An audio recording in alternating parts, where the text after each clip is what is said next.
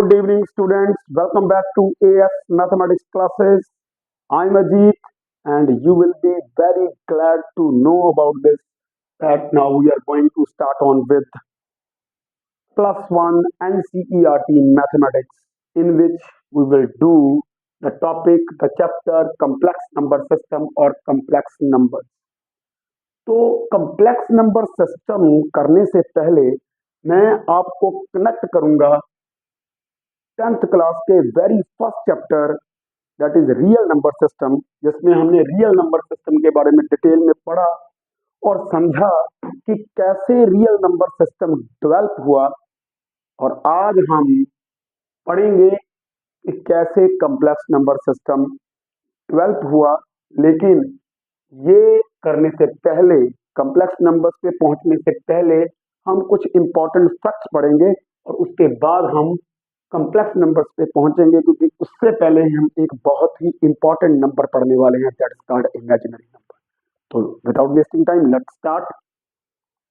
तो अगर मैं रियल नंबर सिस्टम की बात करूं, तो अगर आपको याद हो फर्स्ट चैप्टर में सबसे पहले हमने पढ़ा था नेचुरल। क्या थे हमारे नेचुरल नंबर? वो 1 से स्टार्ट हो रहे थे, 1 2 3 4 और इनफाइनाइट तक जा रहे थे। Means 1 is the smallest natural number and the greatest natural number system does not exist, but this number system was incomplete. अब मैं प्लस 1 के लेवल की बात करूंगा, ठीक है? तो क्यों इनकम्प्लीट था? क्योंकि इक्वेशंस ऑफ द टाइप से x plus 4 is equal to 0, जो इस टाइप की इक्वेशंस थी, उनका जो सॉल्यूशन था वो नेचुरल नंबर सिस्टम में एग्जिस्ट नहीं करता था, क्योंकि ऐसा कोई नेचुरल नंबर है ही नहीं। क्योंकि नेचुरल नंबर तो बस यही है, जिसको मैं 4 में ऐड करूं तो 0 आ जाए। तो नंबर सिस्टम को करना पड़ा एक्सटेंड, क्योंकि इनकम्प्लीट था। तो हमारे पास आगे एक्सटेंड किया हमने, अगर आपको याद हो लैंग्वेज एक्सटेंडर, तो हमारे पास इंटीजर्स आ गए थे। तो इंटीजर्स क्या थे? All natural number there negative including 0। But ये नंबर सिस्टम भी इनकम्प्लीट था, क्योंकि equation of the type, example लेता हूं मैं, 2x is equal to 3 have no solution in integer, because there does not exist any such integer by which we multiply 2 to get 3। Okay, तो उसके बाद हमारे पास आ गए थे एक्सटेंड करके, हमारे पास आ गए, फिर हमने एक्सटेंड किया था तो हमारे पास सिस्टम को, तो हमारे पास रैशनल नंबर आ गए थे। तो वो क्या था? Any number of the type P Q such that P Q belongs to integer, Q non zero and P Q should be relatively co prime, ठीक है? बट ये भी नंबर सिस्टम कंप्लीट नहीं था, क्योंकि हमारे पास equation of the type X square is equal to से 3 have no solution in rational, because there does not exist any rational number whose square is 3। ऐसा कोई रैशनल नंबर नहीं है जिसका स्क्वायर 3 है। तो उसके बाद हमारे मन में ये आया, विचार आया मैथमेटिशियन के, इट मींस कुछ और नंबर भी हैं, कुछ और नंबर भी हैं रैशनल के अलावा, तो जिनका स्क्वायर जो है वो 3, यानी कि एक, ये क्योंकि परफेक्ट स्क्वायर नहीं है, ऐसे नंबर हैं। और उन्होंने क्या किया था? उसके बाद एक नंबर लाइन ली थी और उसके ऊपर जितने भी रैशनल्स थे उन सभी को रिप्रेजेंट किया था, और फिर भी उसमें गैप रह गए थे। अगर आपको याद होगा 10th में, तो हमने एक स्क्वायर रूट स्पाइरल बनाई थी, पाइथागोरस थ्योरम लगाई थी, 1 1 और अंडर रूट 2 आ गया था। इस लेक्चर को बड़े डिटेल से आप मेरी क्लास में 10th class NCERT lecture number 1 में समझ सकते हैं। तो यहाँ पे ओ को सेंटर मानकर 0 को ये अंडर रूट 2। तो हमने पढ़ा था, क्या पढ़ा? अगर हम उस लेवल की भी बात करें, तो जितने भी रैशनल्स थे, जब उनको एक नंबर लाइन के ऊपर रिप्रेजेंट कर दिया, तो फिर भी उसमें कुछ गैप्स रह गए।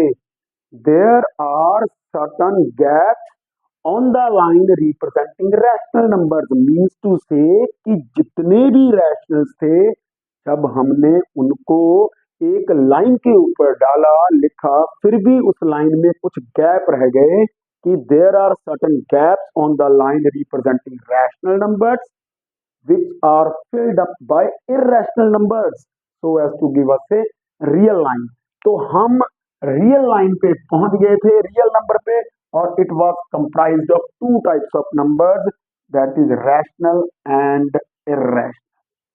और इर्रेशनल को हमने, क्योंकि रियल नंबर बेसिकली दो तरह के ही थे, इसलिए इर्रेशनल का मतलब ये है कि अगर रियल में से रैशनल हमने माइनस कर दिया तो इर्रेशनल हमारे पास आ जाएगा। क्यों?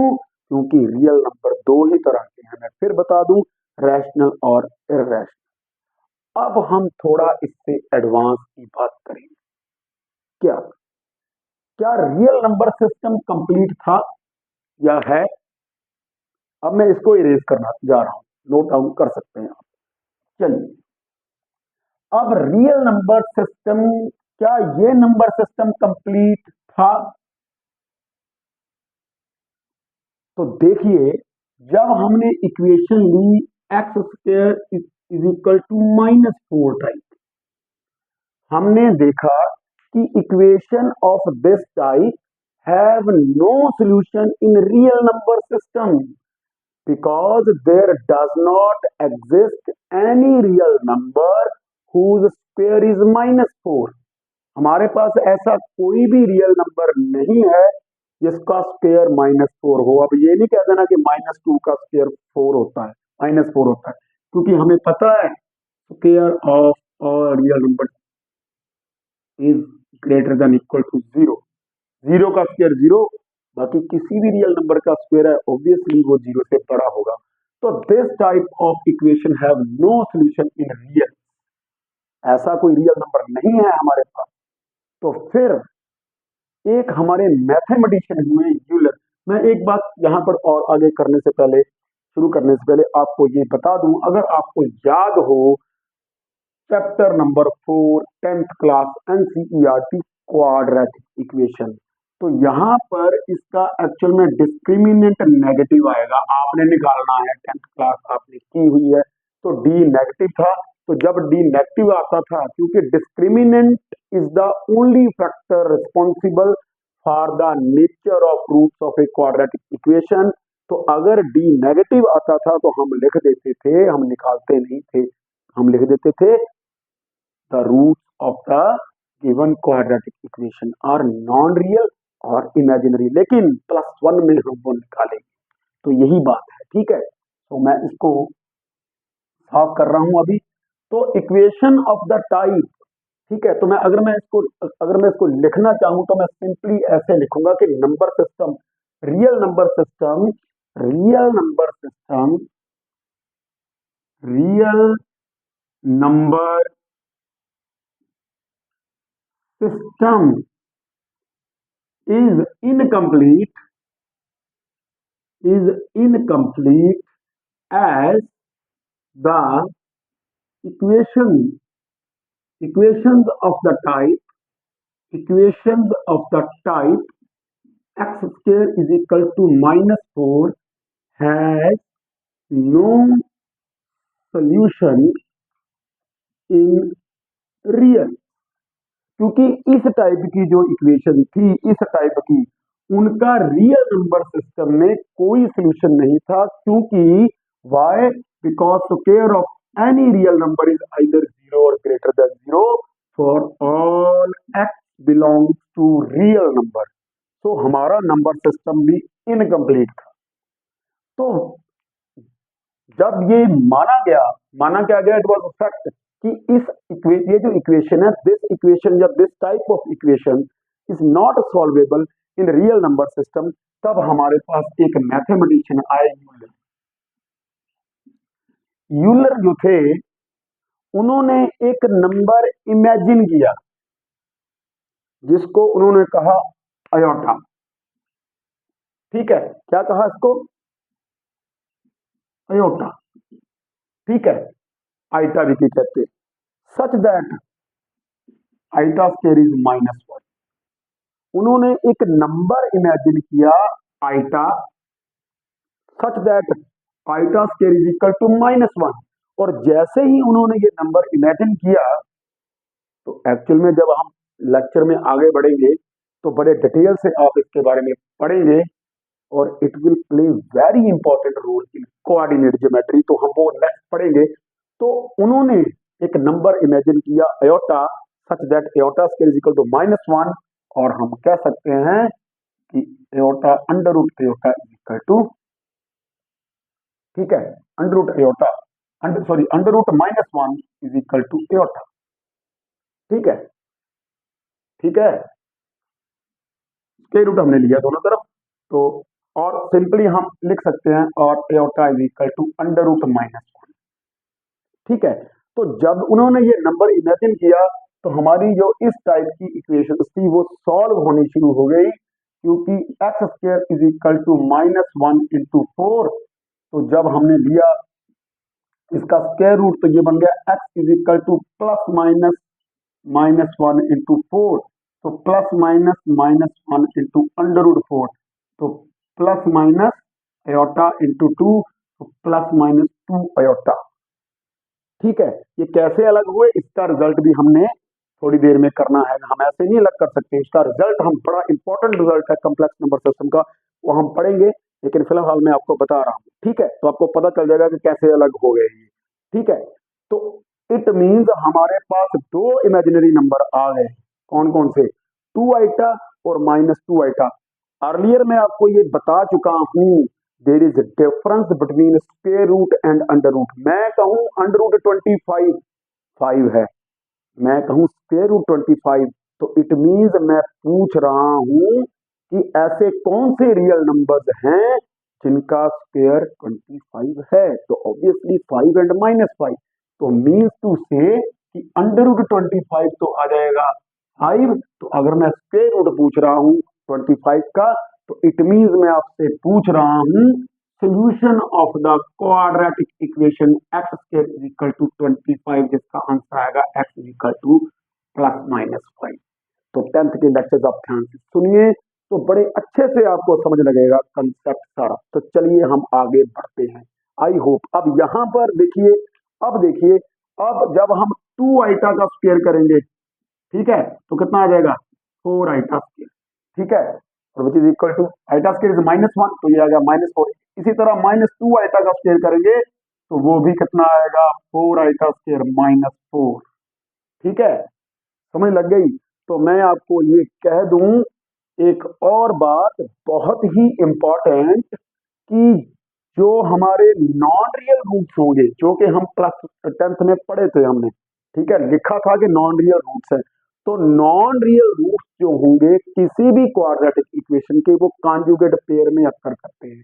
यानी कि अगर क्वाड्रेटिक होगी, तो ऐसा कभी नहीं होगा कि उसका एक रूट जो है रियल हो और एक इमेजिनरी हो, या तो दोनों इमेजिनरी होंगे या दोनों रियल होंगे। ऐसे ही अगर बाई क्वाड्रेटिक की बात करूं डिग्री 4 की, तो ऐसा कभी नहीं होगा कि एक रूट इमेजिनरी और 3 रियल, नहीं, या तो 2 रियल 2 इमेजिनरी होंगे, या चारों ही इमेजिनरी होंगे। तो बड़े ध्यान से आपने इन चीजों को समझना है। तो मैं एक बार फिर यहाँ रिवाइज कर दूं कि real number system was incomplete because the equation of the type x square is equal to -4 was not solvable in real number system, as the equation of the type have, as there does not exist any real number x whose square is -4, because we know square of every real number is always greater than or equal to 0, square is 0 is 0. Then a mathematician Euler, who imagined a number iota, it's the symbol for iota, such that iota square is -1 or under root -1 is equal to iota. Then the equation which was not solvable in real number system got solution, but its roots were non-real or imaginary. How I solved it? -1 into 4, taking square root both sides, plus minus under root, and I can separate it. This is very important result. Later on we will discuss. Under root -1, as you know, iota, so it means plus minus 2 iota. So you can see 2 iota square is equal to 4 iota square -4, and -2 iota square is -4. It means ये जो हमारी equation है, इसके जो zeros हैं वो है 2 iota and -2 iota. तो चलिए इसको नोट डाउन कीजिए, हम आगे प्रोसीड करेंगे इसमें। चलिए,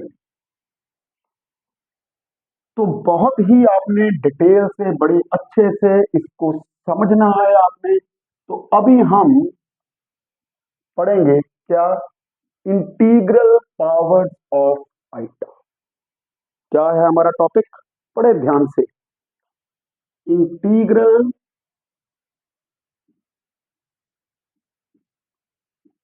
पावर्स ऑफ एयोटा।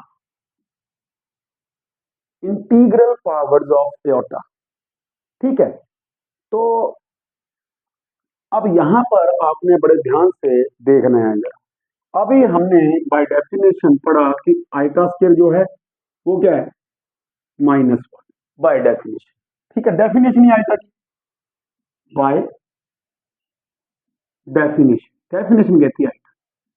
अब आइटा क्यूब, क्योंकि आइटा वन तो आइटा ही है ना, अगर मैं कहूँ कि iota raise to power one, वो तो आइटा ही है ना। अगर iota raise to power one, iota raise to iota ही है, नो नीड टू मेंशन करने की जरूरत नहीं।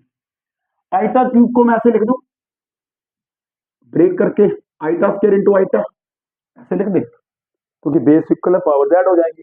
तो आइटा स्क्वायर है -1 into iota, it is equal to minus iota. It mean iota cube तो हमारे पास आ गया, देखो ये नोट करते जाना। इट मीन आइटा क्यूब आ गया माइनस आयोटा, ठीक है। तो हमने एक्चुअल में यहाँ कैलकुलेट करना है i iota raise to power n, integral where where n belongs to any integer, n कोई इंटीजर है। तो मैं पहले positive integer means natural number लेकर चला हूँ। Iota raise to power zero तो वन नहीं होगा, बिकॉज हमें पता है किसी भी नॉन जीरो नंबर की पावर अगर जीरो हो तो वन होता है। तो zero raise to power zero is not equal to one, तो उसके बारे में भी बात करेंगे। अभी हम करते हैं आइटा 4। तो इसको ऐसे लिख दूं, आइटा स्क्वायर, क्योंकि एक्सपोनेंट पे एक्सपोनेंट हो तो मल्टीप्लाई होते हैं। तो आइटा स्क्वायर है हमारा -1 का स्क्वायर, कितना बन गया, 1, ठीक है। तो it means iota the 4 is equal to 1, ठीक है। तो अब हमारा जो हमने ये रिजल्ट पढ़ा कि iota square is -1, iota cube is minus iota, iota cube is, and then iota 4 is 1। Now when हमारा जब n जो होगा, when n is greater than 4, फिर क्या होगा, फिर means iota 5, iota 6, iota raise to power 720, iota raise to power 1,02,050, then what to do in that case. तो यहां पर हम एक रिजल्ट यूज करिए, क्या, division algorithm, division algorithm for positive integer, ऐसे करते हैं। तो division algorithm for positive integer क्या कहता है, वो ये कहता है कि इफ ए और बी अगर कोई दो पॉजिटिव इंटीजर है, मींस नेचुरल नंबर हैं, सच दैट ए जो है ग्रेटर देन बी है, तो जब हम ए को बी के साथ डिवाइड करते हैं तो there exist unique number Q called quotient and R remainder such that A is equal to B Q plus R. और यहाँ पे आर क्या है हमारा, कब तक डिवाइड करेंगे, जब तक कि रिमाइंडर जीरो या जीरो से बड़ा ना आ जाए, या डिवाइजर से छोटा ना हो जाए, ठीक है, समझ लगी। और जहां हम कह सकते हैं कि आर की वैल्यू होगी 0, 1, 2, 3 और कब तक, b-1 तक। मीन्स टू से दैट, अगर मैं सिंपली बात करूं तो मैं आपसे ये क्वेश्चन करूं कि अगर मैं किसी नंबर को 4 से डिवाइड कर रहा हूं तो पॉसिबल रिमाइंडर क्या हो सकते हैं या क्या होंगे, या तो 0 होगा या 1 होगा या 2 होगा या 3 होगा, या सिंपली मैं ये कहूं कि every number is of the type 4k, 4k plus 1, 4k plus 2, 4k plus 3, means to say कि जब हम किसी नंबर को 4 से डिवाइड करेंगे, या तो रिमाइंडर 0 आएगा, या रिमाइंडर 1 आएगा, या 2 आएगा, या 3 आएगा। 4 नहीं कह देना, 4 तो फिर 0 बन जाएगा। समझ लग गई बात।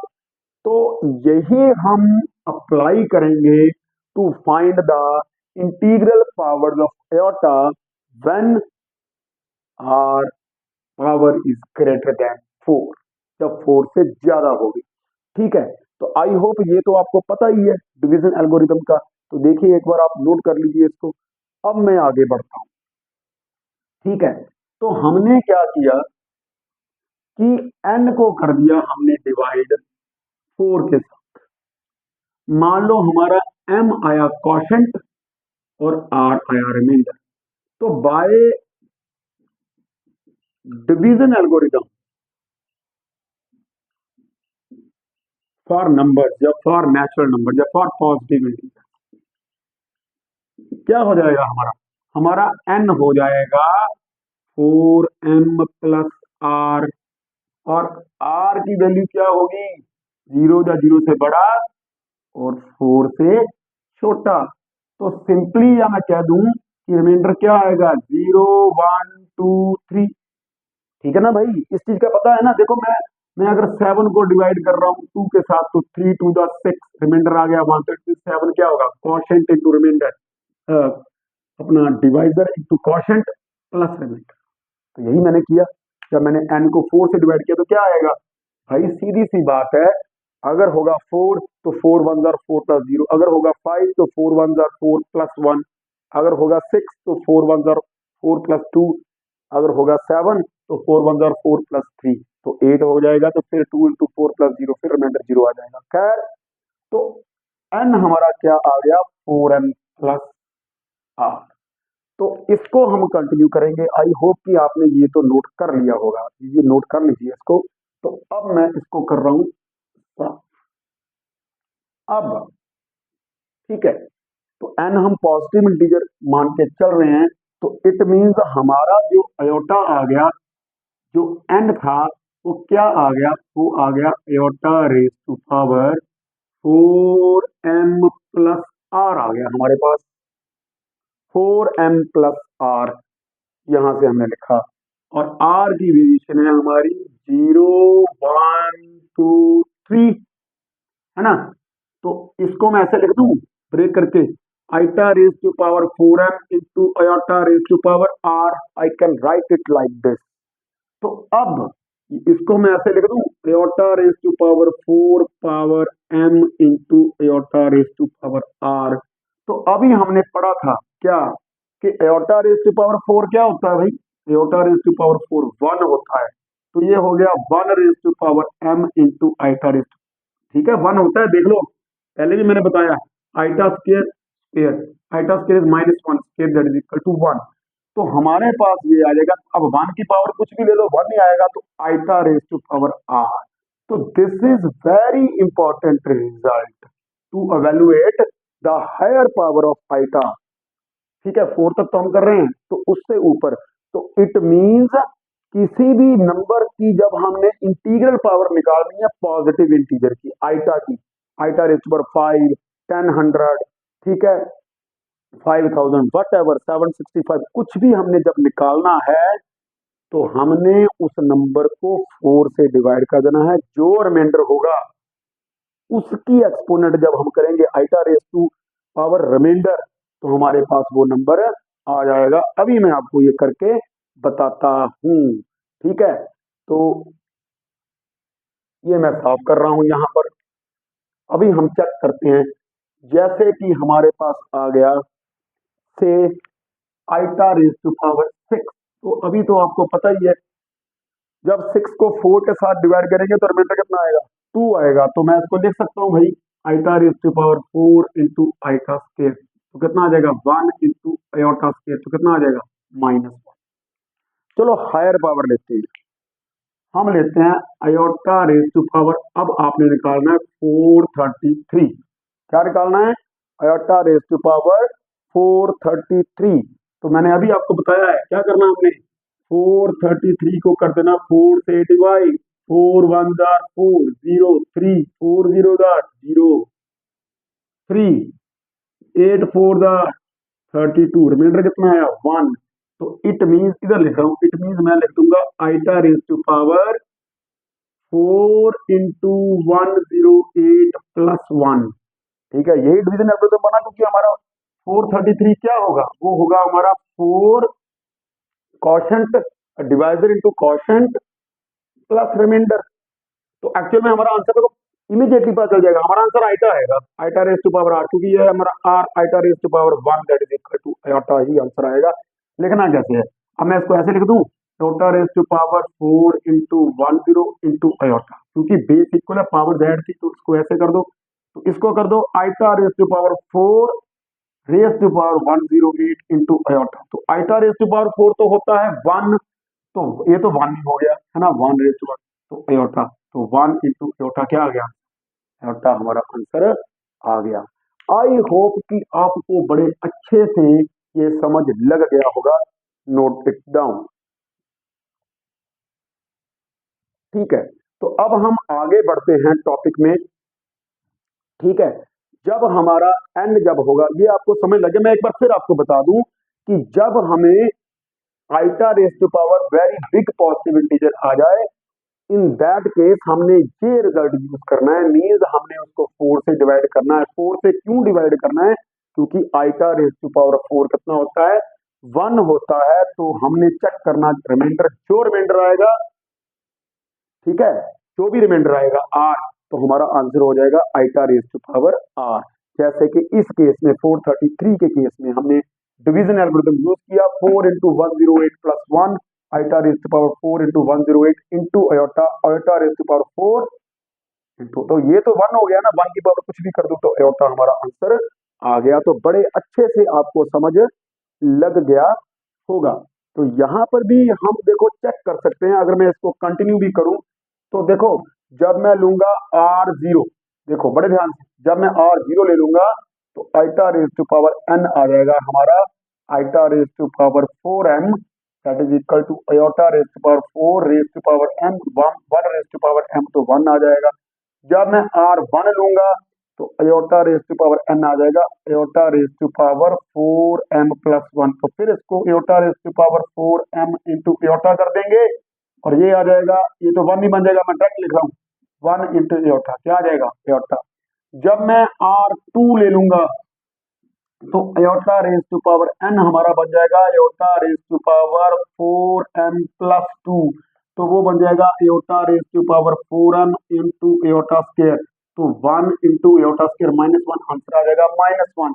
तो जब मैं r लूंगा 3 तो ये बन जाएगा iota raise to power n बन जाएगा iota raise to power 4m plus 3, तो iota raise to power 4m into iota cube, ये बन जाएगा 1, और आयोटा आयोटा क्यूब होता है माइनस आयोटा, तो आंसर आएगा माइनस आयोटा।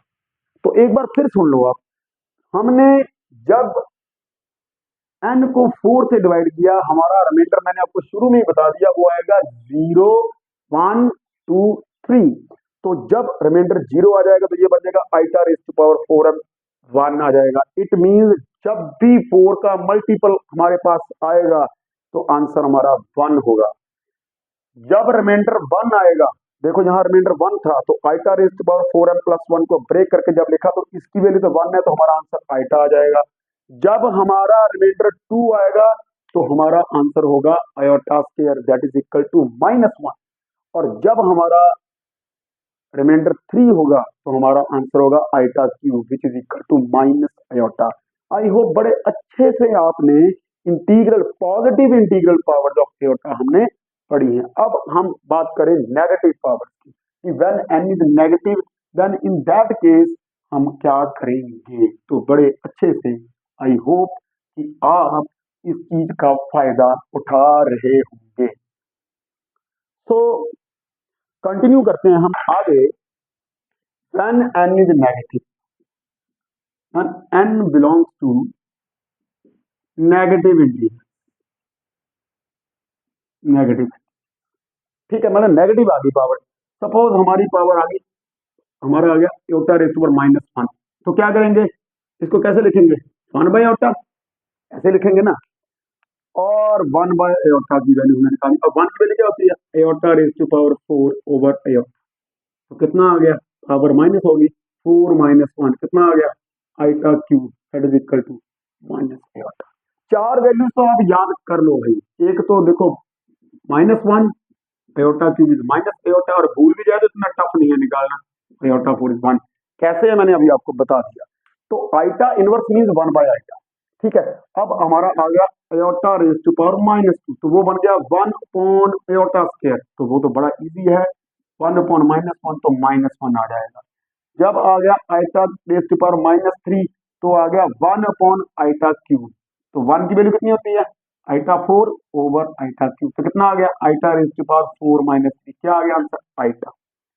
और आइटा रेज टू पावर -4 आ गया, तो वो आ गया 1/आइटा4, 1/1 = 1। एक बार फिर इस चीज को आप देखिए कि जब हमारा n जो होगा वो एक नेगेटिव इंटीजर